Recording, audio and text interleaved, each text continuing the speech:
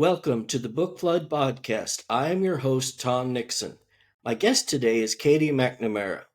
Katie serves as a teacher librarian at North High School in Bakersfield, California, and is director of the Teacher Librarian Program at Fresno Pacific University. She also served as president of the California School Library Association in 2020-2021. Katie is a frequent national and global presenter.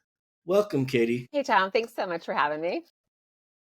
Oh, absolutely. Glad you could be here. So let's start with talking about your career path. You're a teacher librarian and you're director of the program at Fresno Pacific. How did you get there? Okay, which part? Pick your choice. Okay, so I was in a situation where it was extremely toxic. Like, union was involved. 4 years, we were promised that the principal was going to get removed. It was getting worse and worse. Severe mental health, having to take medication for situational depression, and just like it wasn't good on my family. So I gave up that something was ever going to happen. I applied for everything I felt remotely qualified for to escape the situation. The first interview I had happened to be for a teacher librarian. On the drive home, they offered me the job, and I was like, oh my gosh, I'm at the top of the game in English world. Do I want to start at the bottom? Like, let me think about this. So I asked my husband, and he is still alive, by the way, but I asked him about it and just let him know, hey, I got offered this job. He's like, well, you took it, right? I'm like, no, I didn't, because I have all these interviews, and they're all going to want me, of course. I'll pick where I want. And he said, what if no one else offers you a job? So I took it, and it was like the best decision ever. Yeah, that's why I had a preface. He's still alive. And then it's just been a magical journey all the way through. Even I had this one class, my professor was Tom Nixon, pretty amazing dude there. Uh-oh. And as I went through the program, at the end, there's an exit interview, and that included, hey, so do you want to teach a class? Like, what do you mean? Like, I know nothing about this, but I impressed someone apparently. So I started teaching for the program almost from the beginning. Nice. Yeah, I started because I had experience with online learning. I started working with the program to switch it over to online, and then got offered jobs. So I was sort of taking the money that Fresno Pacific was paying me and turning right around and giving it back to Fresno Pacific, but better than having lots of student loans, I think. There is that, yes. And so how did you become director? So I wound up teaching a couple classes, and then the previous director, Dr. Melanie Lewis, she was really a strong advocate for the program and made the point that there's supposed to be a full-time director and a part-time director, which totally makes sense. You should have a partner to where you can bounce ideas off of. And Right. Everyone in library world, no one gets it unless they're in library world. So even like your best friend that's a tech person, they can get a sliver. They really can't get it. So eventually FPU listened. And so I went through the rigmarole, and I'm going to say that because higher ed interview, oh my goodness, it is a big rigmarole. And I put in for the assistant position, and the director was never hired. Melanie Lewis wound up taking a life path in different ways. She's on the opposite coast now. Very, very Right. happy. But no one was getting hired. And then I was interim. I was like, oh my gosh, I'm doing a lot of work by myself. That is never, ever, ever what I wanted. And well, blah, blah, blah. And like years, I'm like, okay, I'm still called interim director. What is going on? Because I know what interim means. Oh, okay, we'll just take that word away. Like, no, that wasn't what I wanted. So almost full circle, I'm like, oh my goodness, this shouldn't be happening. So a realist person, Maria Petropoulos, got her to be assistant with me, and we've been working in tandem. And I'm worried that's going to go away with all the new changes and financial disarray that all universities are dealing with right now. Right. This is not just Fresno Pacific by any means. No. Yeah, when birth rate comes into it right now, yeah, that has nothing to do with one solo university. Oh, exactly. Well, I'm glad you're still there, though. I worried about the program because it was clear they could not hire someone full time, with a doctorate. I mean, they had all of these requirements, and Yeah. it's been years. So I'm glad that you're there and you're steady. I have no idea how you're able to do that job and your day job. I sometimes really wonder that too. But, thankfully, the program is asynchronous. If it was not asynchronous, I think it would just be absolutely no way. And I have had to put my foot down, be honest, about in-person meetings. Like I just can't. Like, nope, I'm not going to drive 4 hours for a meeting. And there's some Right. things that I should be at even virtually, but like, nope. It's like right when I'm helping kids at my regular job. And I just like prioritized, okay, my contract time with my base job that like pays for my benefits that I have tenure with, that's Right. important right now. Like that time gets dedicated to what they're paying me for, and Fresno Pacific gets what's after. Well, then I think you're doing a really great job. Thank you. How many students do they have in the program now, That's roughly? always like a tricky question because there's interesting ebbs and flows, and then sadly I'll have people in the middle of the program and the position closes, and so they stop the program. Like, why are you going to continue? Because these students aren't pre-service. It'd be amazing if I was able to help pre-service people that are like, oh yeah, that's what I want to do. My next path, I'm totally going to be a teacher librarian. But that just isn't the reality in California, sadly. So they're in the trenches already, usually on an emergency credential, working through Right. it. So we're averaging around like 35 to 50, which isn't horrible. Oh no, I mean there have certainly been years where that was the number forever for a long time. What do you think are some good attributes of a teacher librarian? What should that person be like? Okay, I need to get this question ahead of time. Like, why am I like not just spitting it out? Like, I'll just be more real. I think the fact that I'm slightly no, not slightly. I'm ADHD. I'm here tinkering with like I got my own little fidget that you can just make a fidget out of anything. I think that helps because my brain like already wants to go a million places at once. And Sure. definitely as a teacher librarian, you're going a million places at once, whether or not your brain appreciates that.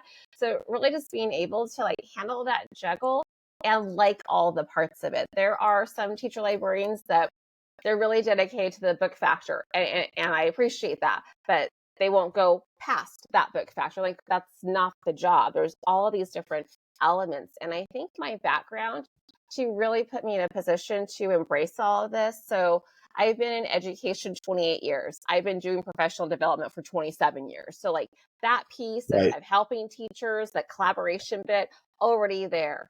Um, as a young teacher, I was like, oh my gosh, this is a lot of work. And these standards are stupid. How can I make this make more sense? And always just from the beginning, clustered standards.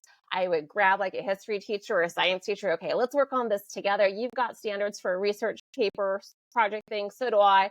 Let's mesh it together and help the kids and have it double count for like Right. greater Sure. excitement. So a lot of those different components I'd already been doing. I just didn't have a library space. I always get a little worried when I was teaching in the program, but also managing Fresno Unified's library services. If you're telling me, I don't really want to collaborate with teachers, and I not particularly good with technology and have no desire to get good with technology. These are problems. These are issues because I mean books are the job for sure, but all that other stuff is the job too. Right. And the technology keeps changing so much. And I'll have a lot Right. of people that ask me, like, well, how do you know? Well, it's my job. I feel like, a centaur of such, or not centaur, sentinel, huge difference there. A sentinel of like, I'm figuring out the new tech and putting it through these different tests and dynamics. Like, okay, does it effectively replace something that we have and makes it better? Does it provide better transference? Is there even a reason to like have that technology element cross the threshold into school? Like, that's part of the job too there. So that's a huge responsibility. So it doesn't matter if you like technology.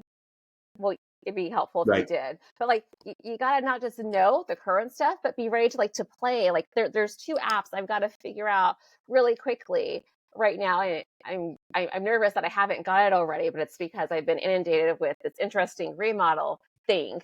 That's interesting, yes. And you can take that word however you so want. So also with that collaboration bit, saying that you don't want to work with people, like, no, our days are getting more and more, it's where like protected, but also like more at us. So we really got to be able to grab those collaboration moments whenever we can. Sometimes it's, someone's prep period, or that you're doing a walk to the boxes, but even those little moments of collaboration are key to help prepare for the bigger pieces. And if we're not collaborating, it's kind of like, why should I have a teacher librarian then? Like, what am I getting out of paying your salary if you're not going to communicate and collaborate with the staff and help them do their job? No one's getting paid to sit there and scan books all day, and that's all you're doing. That isn't happening.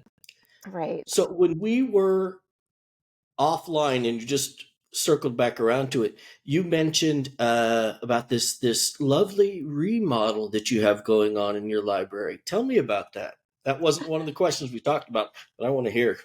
No, okay. So it's been done with the best of intentions. Okay. So let me throw that out there. We got a chunk of money, and my assistant principal that has been lovely to work with through this. So like I already had that. It wasn't like a horror story with that. So thankfully there.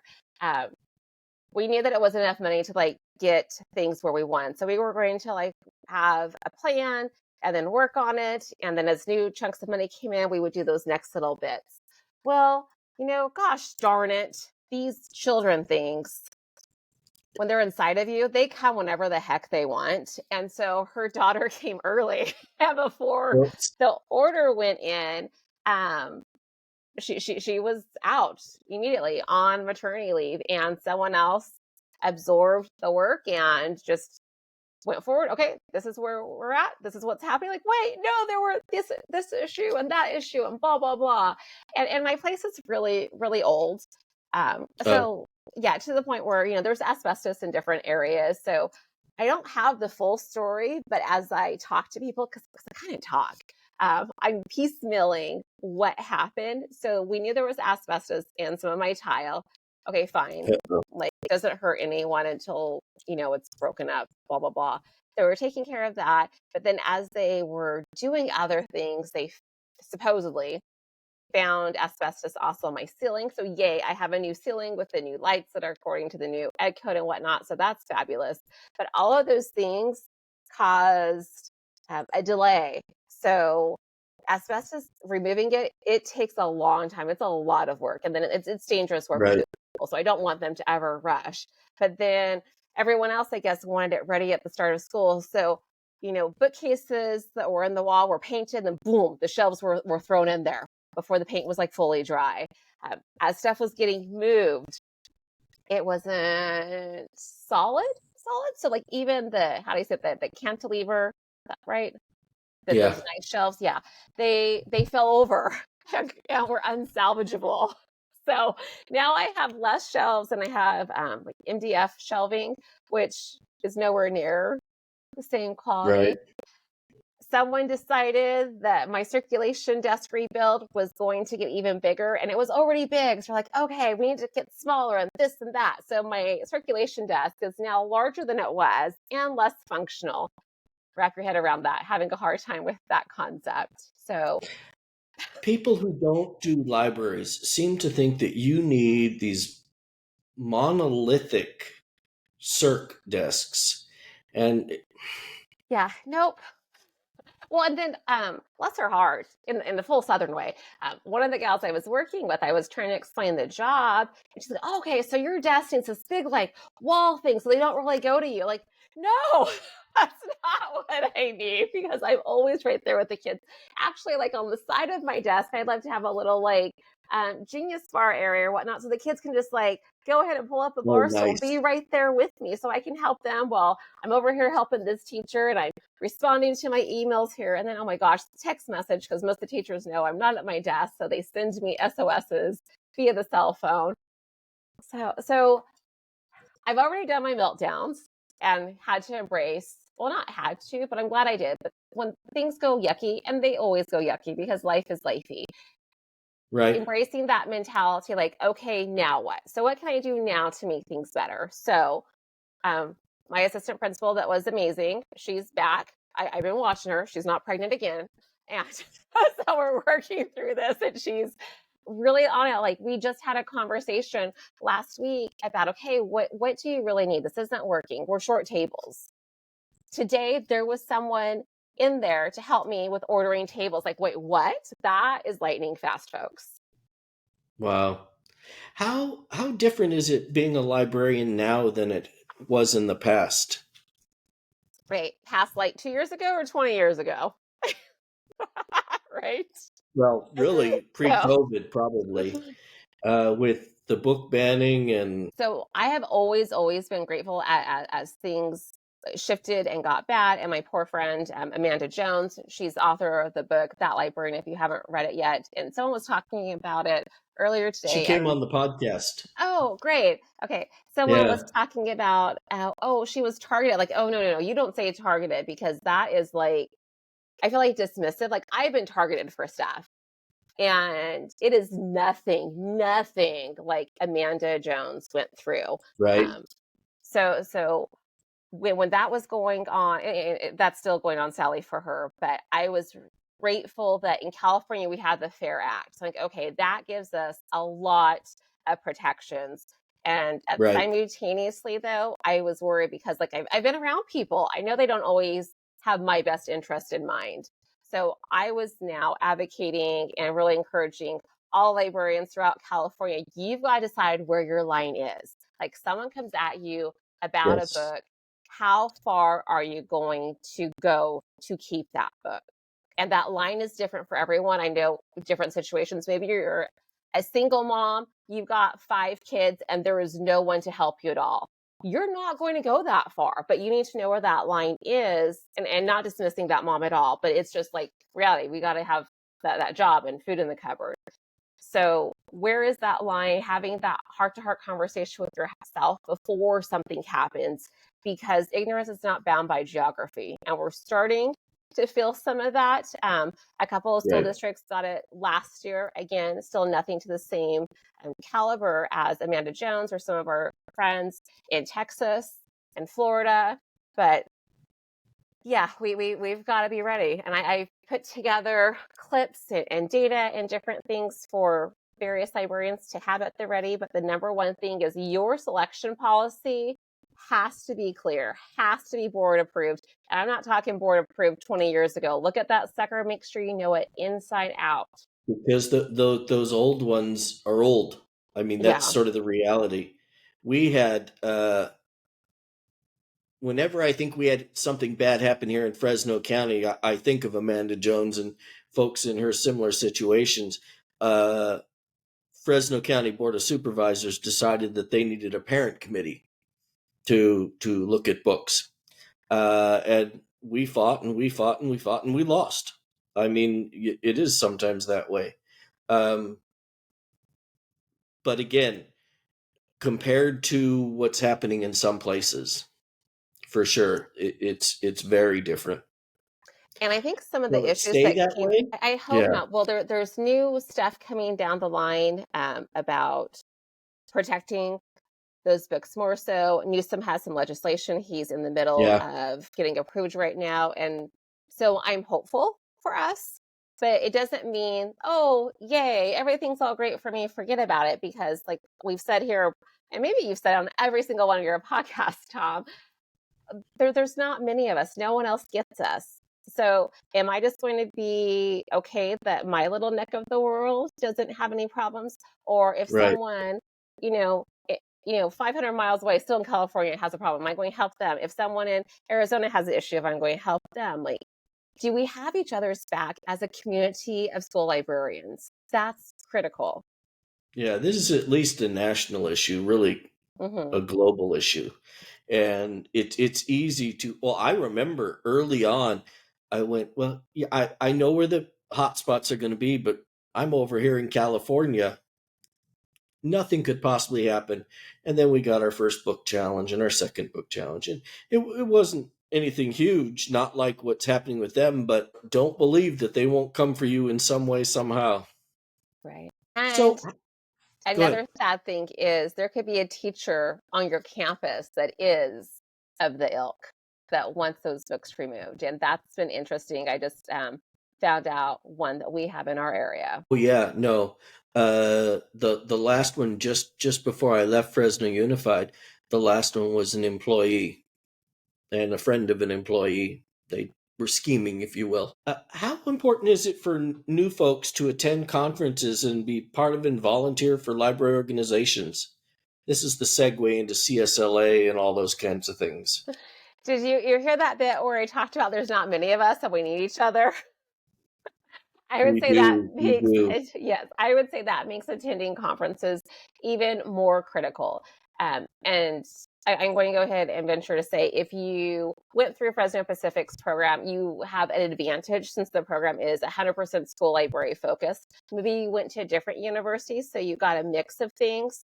So there's not as many items that are at your ready to go ahead and use. So in either situation, though, going to those conferences to learn and going to those conferences to network is so key. And if you're like, I'm the top of my game, fine, give back, share some of your Right, game. right, You can always get better. And that's the main thing. Like I've been doing this gig for a long time, but I had that mindset like always in beta, like I want to keep getting better. I never ever wanted to stay still. That's stagnant. And if you've ever been around anything that's stagnant, it starts to smell like a stagnant ocean reeks.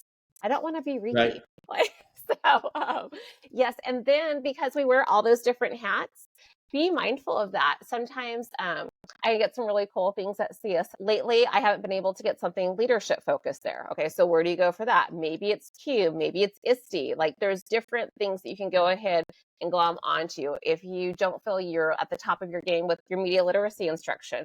NAMO conference is virtual, and that's an amazing one too. Take advantage of that as well. So, what is an AASL Tech Troubadour and who named it that? I'm not sure where that name came from, but ASL has a few awards they give out every year for school librarians.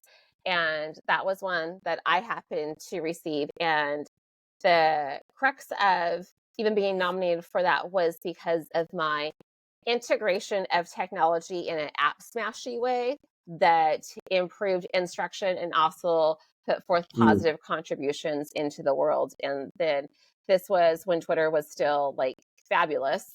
And I was always sharing what I was doing, and people were using and commenting and really just growing it as I would get ideas from people, or even when someone says, okay, that's great, I'm going to go ahead and use it. My number one thing is fabulous. Let me know how it goes. Like, I really want to have that conversation, not for you to come and say, oh, Katie, yeah, everything you said was perfectly right. I did what you said, it was fabulous. No, maybe like, hey, you tweaked it this way, or you did that, or something didn't go so well. I want to have those conversations.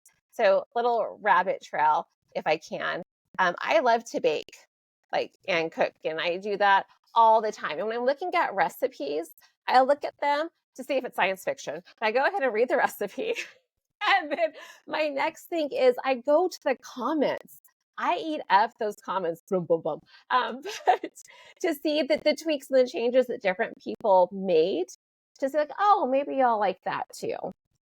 So same thing here with our instruction. Even like how I did things last year, I'm not doing exactly the same because the students are different, have different needs. So just always right. being mindful of how things might change. Or then like you have some meanie because they have tons of money. They go and they buy up a company and they promise they will never kill it. They change its name and then yes, they kill it. So upset. Microsoft is no longer with us. Sorry, that's how it should be. Flipgrid is no longer with us. Microsoft was the one that. So you mentioned Twitter/X, and it's slowly crashing and burning. I don't want to get into that mess, but because that's a mess. But where are you still there, or have you migrated somewhere else? Because you used to be seriously there. Yeah, no, I was so seriously there that I was like, okay, I don't need to blog because this is pretty much my platform and my interaction, my followers. Like I would have people even offer me jobs from my posts and whatnot. It was amazing. There is nothing that has replaced it. So I am still there. I'm toying with what that means Right. ethically and whatnot. There's a bit of me hoping, I don't know, there might be some accident, the company is sold again. I don't know. But nothing truly has replaced it. A lot of us have tried to help make Blue Sky get a replacement. I've been I've doing a little bit there. I like it in many, many ways.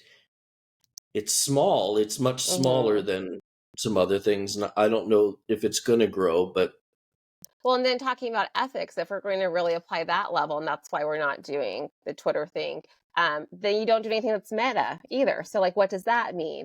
But I already have the right. Facebook account, so I kind of went back to that because all the teacher groups are like surging again. So I'm working. They are, which is, Yes. I think, not a bad thing. No, but I, what bothers me because of all those different hats, so I don't have the variety of impact. So if I go into a librarian group, that's my impact. And maybe like a history teacher would have really helped me see things differently. I do a lot of work with Laurel. She does have a last name. It'll come to me in a little bit. And, she was a history teacher, and we do tons of amazing things with media literacy. mm, I wouldn't have even interacted with her ever if I only stayed in a librarian field. right. So, do you have a book or a series of books from your childhood that still ring your bell? So ring my bell in an interesting way, I guess. When I was in high school, I was all about Christopher Pike. That was my jam. Read all of that stuff. I have some of the Vampire Diary books. That's why I know they just redid the cover, so it's hysterical to me. But as I've gotten into this job and realized the responsibility of book selection, I am mortified that I devoured Christopher Pike books. I am mortified that no one helped guide me to something different and better. Right. So the bit of it, never mind, it's a formulaic writing, fine, but it's always the girl is weak. The girl is never good enough. The girl needs a male to save her. And I'm okay with that story, but it's a constant thing in there. I'm like, Again and again and again. yeah. So if that's all someone is reading, what that does to us subconsciously, that's problematic. And I take that responsibility on as well. Mm. Well, Katie, I want to thank you for joining me today. We will have a link to all of your various things, links in the show notes. Also, for those of you who are following the podcast, please like, share, and subscribe wherever you're listening to the podcast. Again, thank you, Katie. Thank you so much.